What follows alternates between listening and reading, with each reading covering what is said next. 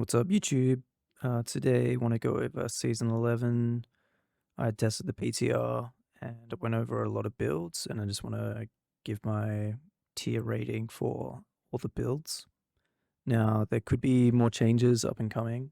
So just quickly, S tier will be Pit 100 plus, Pit 90 for A, Pit 80, Pit 70, and D will be Tier 4, but I'm unsure of killing Uber bosses. All the builds will be Withering Fist, Touch of Death, Stinger, Toxic Skin, and the Devourer. Sorry, and lastly, Pestilence on the Stinger build.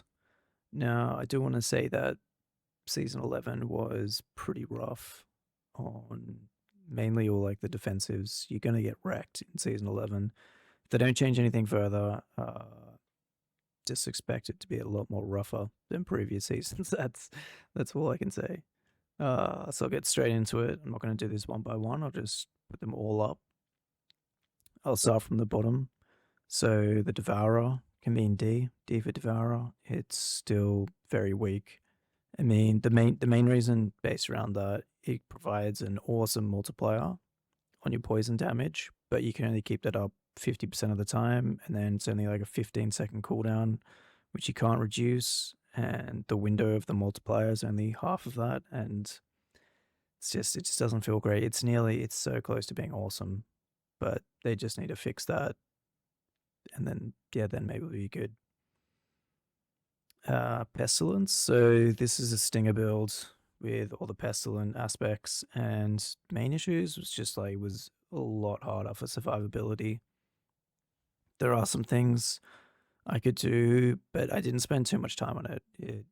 It was like an old favorite of mine. I did main it, I think like 2 seasons ago, of Pestilence Swarms, and look, it is really fun. You could definitely do tier 4 content, but some bosses might be a bit of a struggle. Survivability was my main issue because you have like a lot of regen issues with your vigor, and then you got your survivability issues of Season 11, and then whatever's left, you're trying to do as much damage as you can, which was already pretty weak to begin with. So I'm going to leave this in C tier. B tier. So the weakest one, Toxic Skin.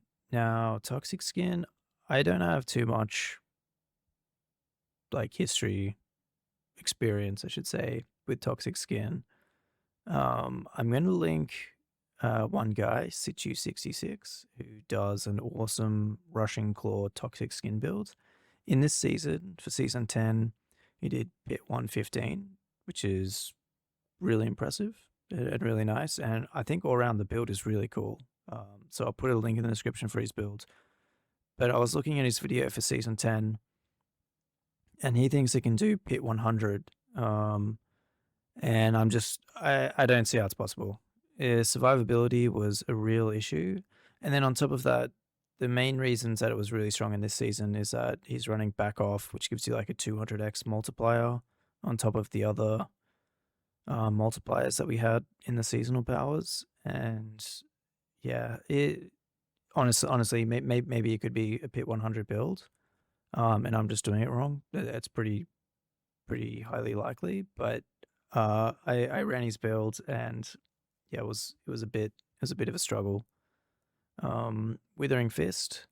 So Withering Fist, I was getting to Pit 80, and I mean, it was pretty fun. I was running Melted Heart of Selig. I'll go into more of like what I was doing. But yeah, it was just like Withering Fist this season. It was still really fun to play. Main issue though is just survivability, but that's just across the board. Next up, Stinger, but Kepeleke. So this can be in use with any of the core skills with Kepeleke. Kepeleke is really good with Melted Heart of Selig, as I'll go over later. This was really strong. And then finally, Touch of Death. This was the strongest build I could put together for the PTR for poison builds, and just all around really strong. The S tier build is the Evade build with the Eagle Spirit Hall potency just like through the roof. Again, I'm not sure how they're going to balance this. I really hope Blizzard can like balance this, because just ridiculous that we have like some speed farming build that's also the S tier build. That's really cool if you're into pressing evade all day all long, but honestly, it just kills my brain cells playing that. So Heart of Selig Season 11 was all the rage and basically just a big mana shield.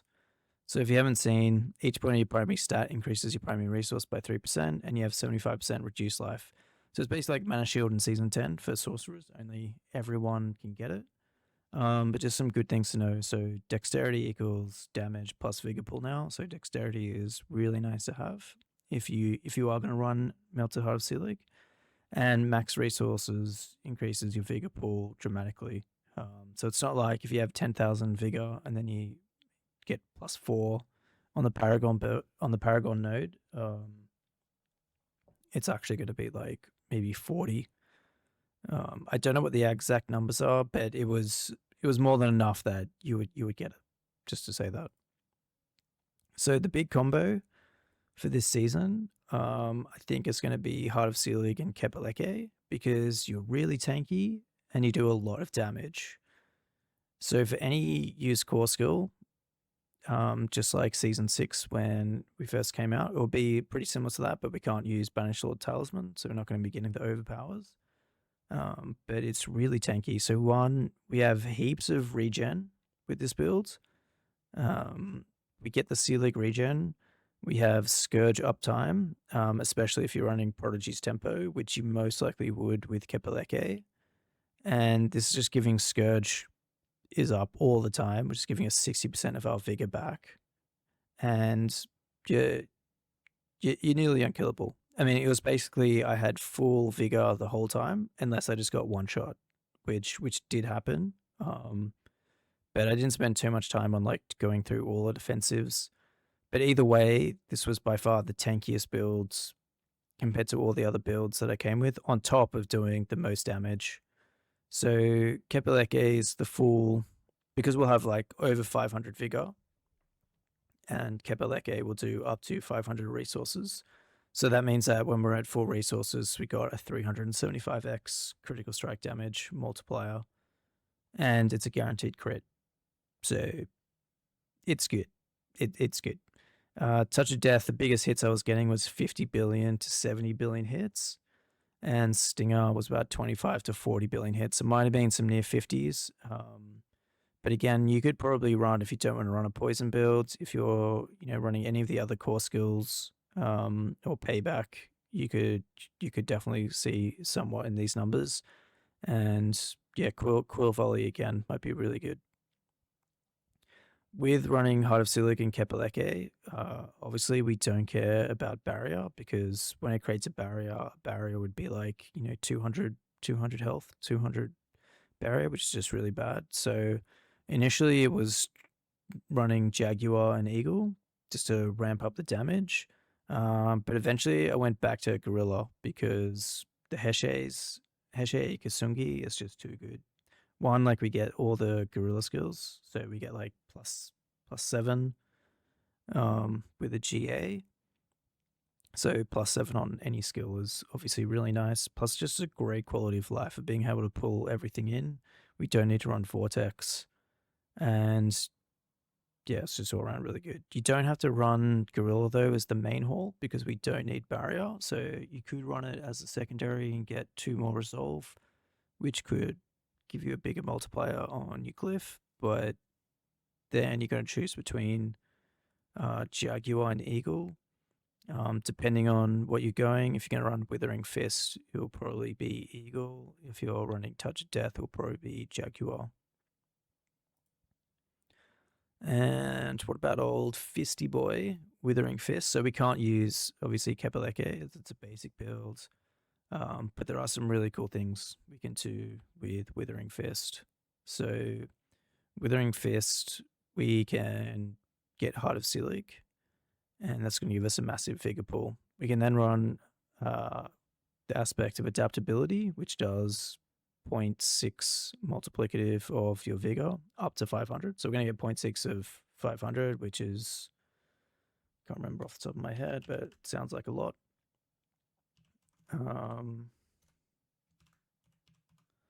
So 300, a 300 multiplier is it's awesome.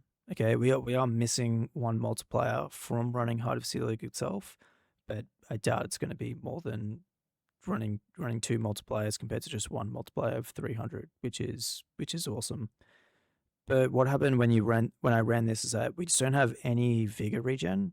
Withering Fist is giving us back some vigor, but when you have 10,000 vigor, let's say, and each hit is giving you back like 4 vigor, maybe up to 15 vigor, like it's nothing, and so you just get absolutely wrecked. So what I did was I'd run Jacinth Gel, and Jacinth Gel was really good because we could get back our Scourge cooldown, to really low, where it's basically up all the time. So we just have 60% vigor, just continuously running all the time. And then our health will drop, but that doesn't really matter because our main healing pool is the vigor. So we can be on 10% HP, for example, and it doesn't really matter. The one thing you need to know though is if you do run Jacinth Shell, it only works while you actually have HP. If you hit like 10% HP, you will stop using the cooldown reduction and you basically die. So you need to get one affix with life on hit or life per 5 seconds. The good thing is you can get this on like a ring or anything, and it doesn't really matter how crap the stat is because your life is going to be like, I don't know, 500 HP, maybe 200 HP, depending on where you're at. And so like any life on hit is just going to basically just keep you full the whole time. The biggest hits that I saw was about up to 15 billion of Noxious Resonance crits, and like all in all, it was still really fun to play, and you could definitely like run this and then again move into like a touch of death pit pushing build later. So I might consider this running this build, but this is just like really important to know is that we want to run Jacinth Shell because we need the Scourge always up. If you're not going to run Heart of Selig, like obviously this is a mythic unique, so it's not going to be the easiest thing to get straight away. Then you're going to run like a full barrier build, pretty similar to this season. I will put together the guides on Mobilytics, and I'll have like both versions. So basically, this is what you're going to run before you get Heart of Selig, and then once you get Heart of Selig, you switch, and we'll probably do it so the last Paragon board will be the barrier, so we can kind of just like replace it later. And yeah, so what about no Selig? Yeah, so we'll run Viscous Shield and run on the last one, and then we can replace it. Your Scourge you replace instead of Vigor Regen will be the health.